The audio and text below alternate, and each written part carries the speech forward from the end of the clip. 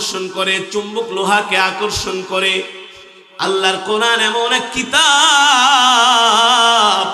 এই কোরআনের মোহাব্বত যার দিলের মধ্যে আছে, এই কোরআনের ভালোবাসা যার দিলের মধ্যে আছে, খোদার কসম করে বলি, কোরআনের তেলাওয়াত শুনলে ঘরে থাকতে পারে না, কোরআনের তেলাওয়াত শুনলে চায়ের দোকানে বসতে পারে না, কোরআনের তেলাওয়াত শুনলে রাস্তায় হাঁটতে পারে না, কোরআনের তেলাওয়াত শুনলে দুনিয়ার কোনো কাজ তার দ্বারা করা সম্ভব না।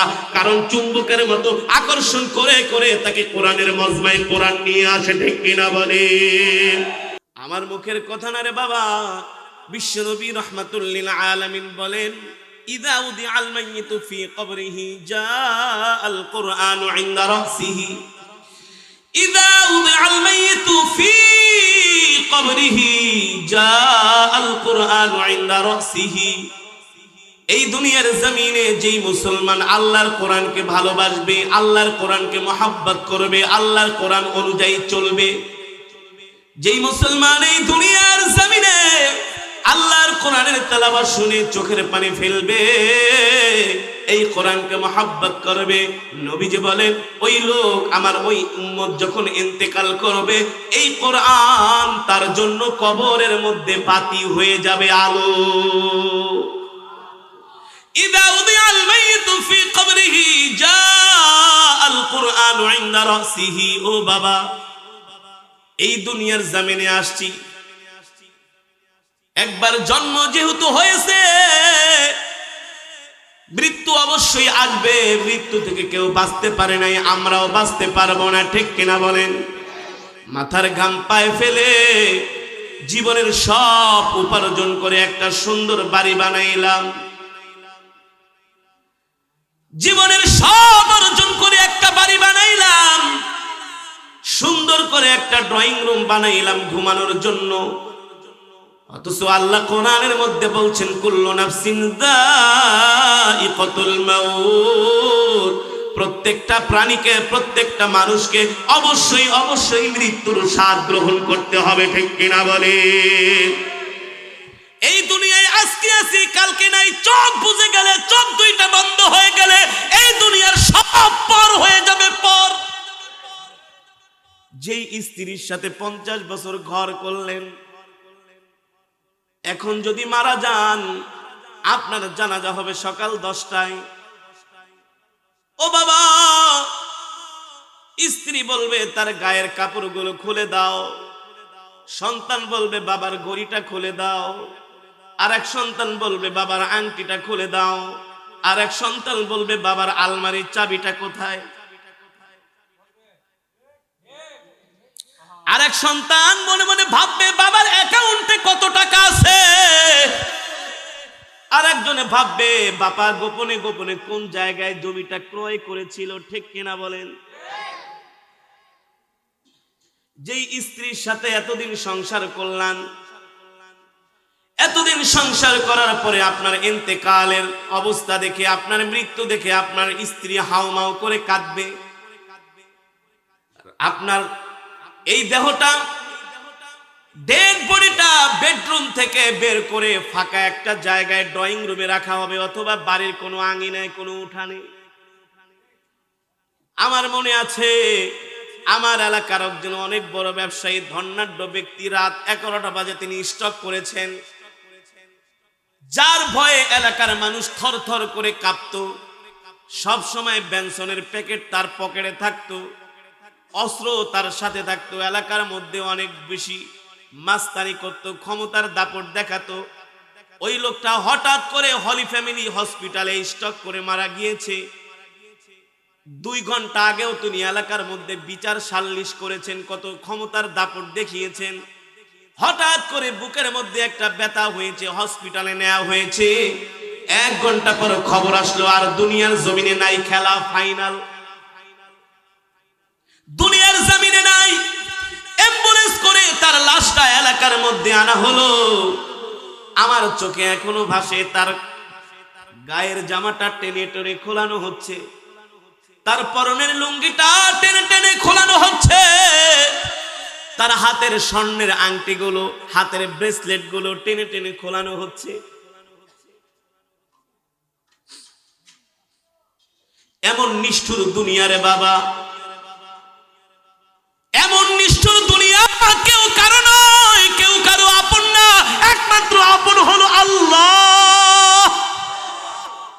পারেন কি? একমাত্র আল্লাহ। লাশটা যখন ঘরে নেওয়া হলো, স্ত্রী বলল তার লাশটা গ্যারেজের মধ্যে রেখে দাও। কেউ বলে না ঘরের মধ্যে রাখো। কোথায় রাখো? ঢাকার শহর বলে গ্যারেজে রেখে দাও, মানে যেখানে গাড়ি পার্কিং একেবারে নিচতলায় রেখে দাও। স্ত্রী এই কথা বলল না, আমার প্রিয় স্বামীর লাশটা ড্রয়িং রুমে রেখে দাও। আজকে রাত্রটা কমপক্ষে আমি আমার স্বামীর পাশে বসে কাটাবো।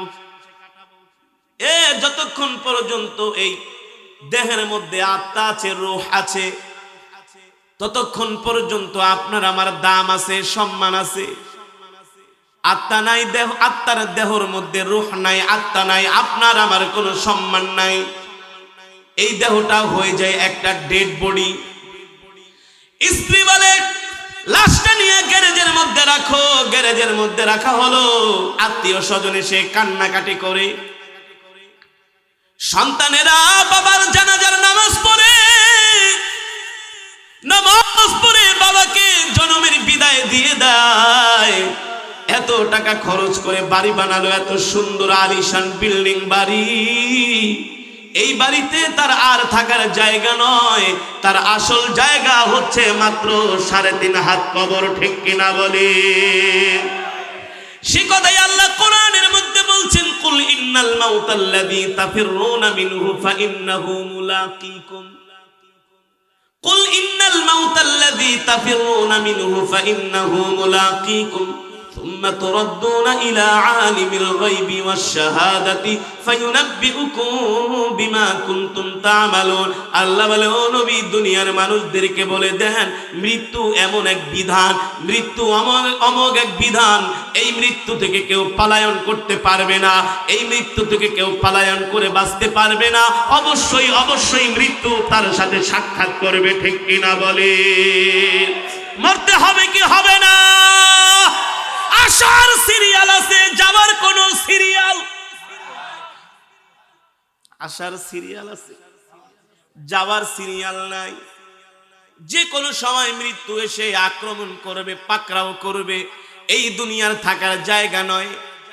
জানাজার নামাজ পড়িয়ে কবরের দিকে নিয়ে যাওয়া হবে।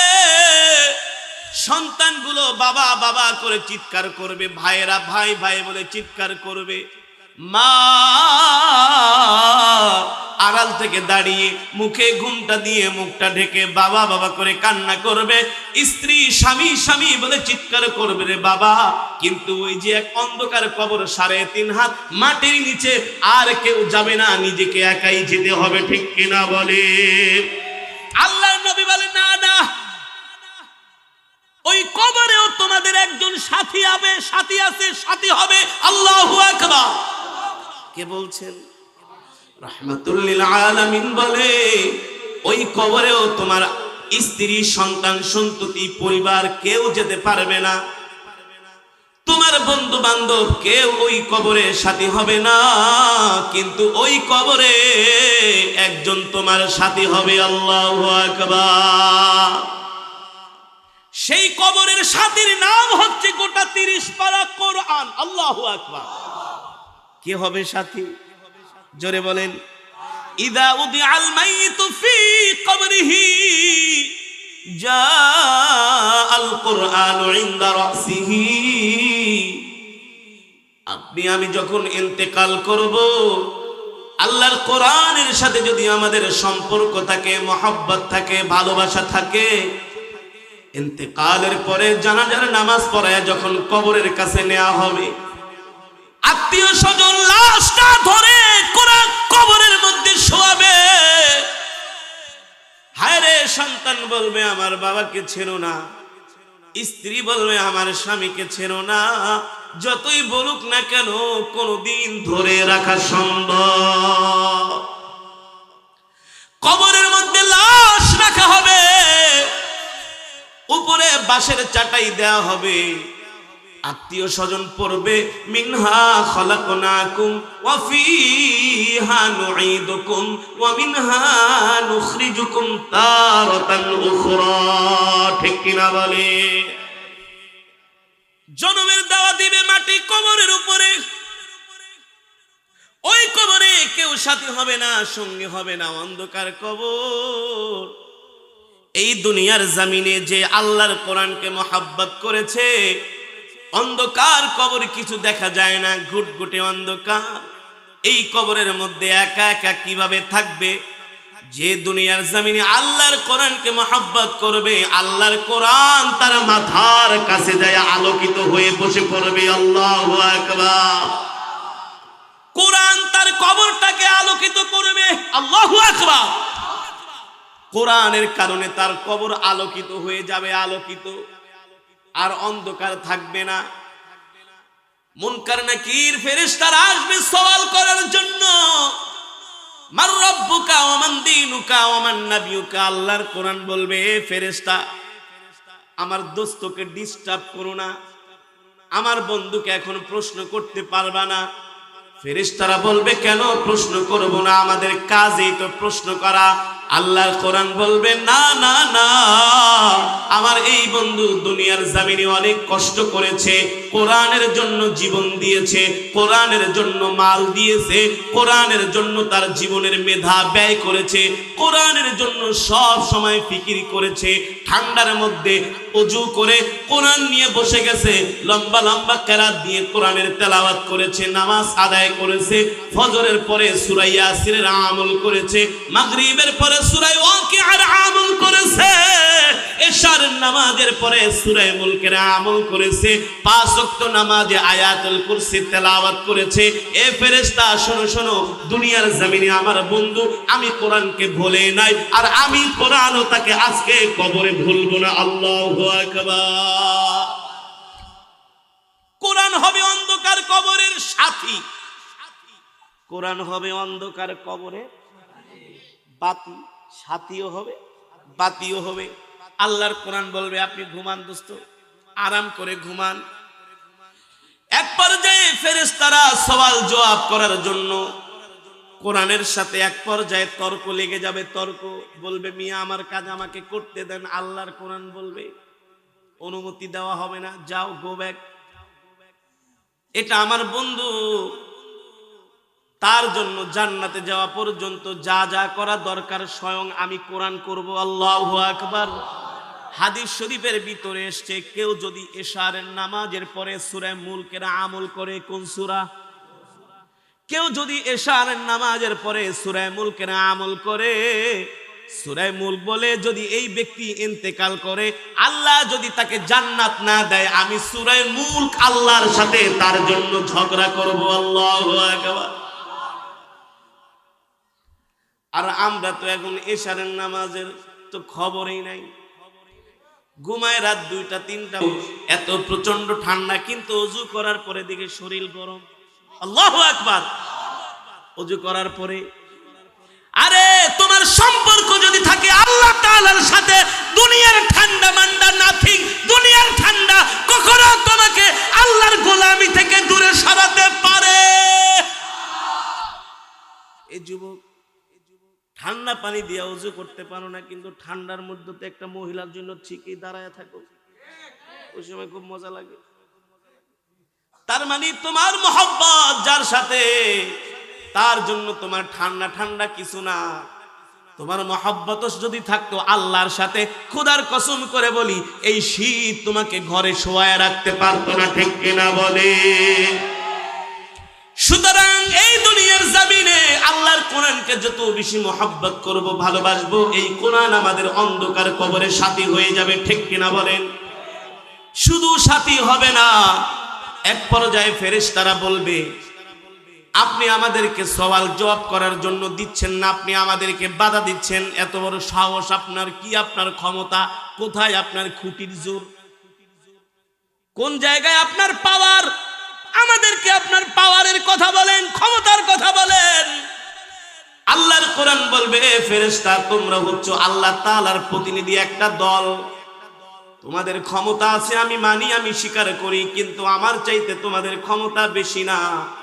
এবার ফেরেশতারা বলবে, তাহলে আপনার ক্ষমতার পরিচয়টা দেন। আল্লাহর কোরআন বলবে, তোমরা হচ্ছ আল্লাহর ফেরেশতা, আর আমি হচ্ছি স্বয়ং আল্লাহর জবানের কালাম। আল্লাহর জবানের কথার বেশি দাম নাকি ফেরেশতাদের বেশি দাম? জোরে বলেন, জোরে বলেন। প্রধানমন্ত্রীর জবানের কথার বেশি দাম নাকি একজন পুলিশের? আরে একজন এসপি রে প্রধানমন্ত্রী চাইলে 1 মিনিটের মধ্যে বান্দরবন পাঠায় দিতে পারে, পারে কি পারে না? প্রধানমন্ত্রীর বলার দরকার নাই, তার সচিবকে বলবো আরে সাইজ কর, পাঠায় দেব খাগড়াছড়ি। ঠিক কিনা বলেন? এখানে একজন এসপি একজন ডিআইজিরও ক্ষমতা কিন্তু আছে, ক্ষমতা আছে, কিন্তু প্রধানমন্ত্রীর চাইতে, প্রধানমন্ত্রীর কথার চাইতে তার ক্ষমতা বেশি। সুতরাং আল্লাহর কোরআন হচ্ছে আল্লাহর জবানের কালাম, আর ফেরেশতারা হচ্ছে আল্লাহর একটা বাহিনী, মনে করেন পুলিশ, আর্মি, র্যাব, বিডিআর। তাহলে আল্লাহর কোরআনের জবানের কাছে ফেরেশতাদের কোনো ক্ষমতা নাই। ঠিক কিনা বলেন? আল্লাহর কোরআন বলবে ফেরেশতা জালাজালি করো না, ডিস্টার্ব করো না, আমি আমার বন্ধু যতক্ষণ পর্যন্ত কবরে থাকবে ততক্ষণ পর্যন্ত আমি তাকে পাহারা দিব। আর যখন আল্লাহ হাসরের মাঠ কায়েম করবে, বিচারের মাঠ কায়েম করবে, আমি কোরআন পাহারা দিয়ে দিয়ে আল্লাহর জান্নাত পর্যন্ত আমার বন্ধুকে পৌঁছে দিব। এই কোরআন আমাদেরকে আল্লাহ তাআলার জান্নাত পর্যন্ত পৌঁছে দিবে, এই কোরআন। ঠিক কিনা বলেন? সমাজের মেজরিটি পার্সেন্ট, ম্যাক্সিমাম মানুষ আল্লাহর কোরআন পড়ে না, পড়তেও জানে না। এমনও মুসলমান আছে কোনদিন আল্লাহকে একবার আল্লাহ বইলেও ডাক দেয় না। আছে কি আছে না? একবার একটু জিকির করবে আল্লাহ আল্লাহ, একটু কোরআন পড়বে, এমন মুসলমানও আছে জীবনে কোনদিন আল্লাহর নামও নেয় না। মসজিদে যাইয়া আল্লাহকে একটা সিজদাও দেয় না। ও যুবক, আমি তোমার হাতে ধরি, পায়ে পড়ি, তোমার এই যৌবন, এই ক্ষমতায় শক্তি থাকবে না। ঠিক কিনা বলে? শেষ হয়ে যাবে, ফিনিশ হয়ে যাবে, তুমি মাটির সাথে মিশে যাবে। এখনো সময় আছে। এই দুনিয়ার জমিনে গোলামি করতে হবে কার? জোরে বলেন আল্লাহর। আল্লাহ ছাড়া আর কারো গোলামি করা যাবে। সুতরাং আল্লাহর গোলাম তারাই হতে পারে যারা দুনিয়ার জমিনে আল্লাহর কোরআনকে মহব্বত করে। এ কারণে সকাল সন্ধ্যা আল্লাহর কোরআন পড়বেন, সময় পেলেই ইস্তিগফার করবেন, জিকির করবেন, সূরা ইখলাসের আমল করবেন। এই জিন্দেগিটাকে আমলের মধ্যে কাটাতে হবে। হ্যাঁ, আমলি জিন্দেগি বানতি হে। আরে আমল ছাড়া একজন মুসলমানের জীবনের কোনো দাম নাই। যার জীবনে আমল নাই, একটা কুকুরের জীবন আর একটা মানুষের জীবনের মধ্যে কোনো পার্থক্য নাই। আল্লাহ বলেছেন, আমার কথা না, উলাইকা কাল আনআমি বাল হুম আযাল। যারা এই দুনিয়ার জমিনে আল্লাহর গোলামি করে না, আল্লাহর কৃতজ্ঞতা, আল্লাহ তাআলার জিকির করে না, তাদের মাঝে আর কুকুরের মাঝে কোনো পার্থক্য নাই। একটা কুকুরও খায়, তুমিও খাও, কিন্তু তুমি তো আল্লাহর পেয়ারা বান্দা, তুমি তো আশরাফুল মাখলুকাত। তুমি প্রতিটা দমে দমে, সেকেন্ডে সেকেন্ডে যখন আল্লাহর জিকির করবে, আল্লাহর কোরআন পড়বে, তখন আল্লাহ তাআলার সাথে সম্পর্ক হয়ে যাবে। তখন আর কিছু ভালো লাগবে না, শুধু জিকিরই ভালো লাগবে, কোরআনের তেলাওয়াতই ভালো লাগবে। খোদার কসম করে বলি, একটা সেকেন্ড সময় তখন তোমার আর নষ্ট করতে মন চাইবে না। এই কারণে